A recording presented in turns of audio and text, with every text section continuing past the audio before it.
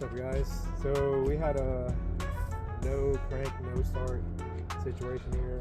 We ended up replacing the starter, and what caused the starter to go bad was the valve cover gasket leaking, and the oil was getting onto the starter.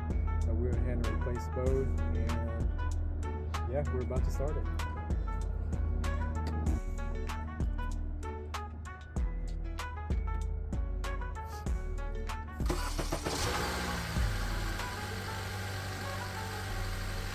Go. She's alive.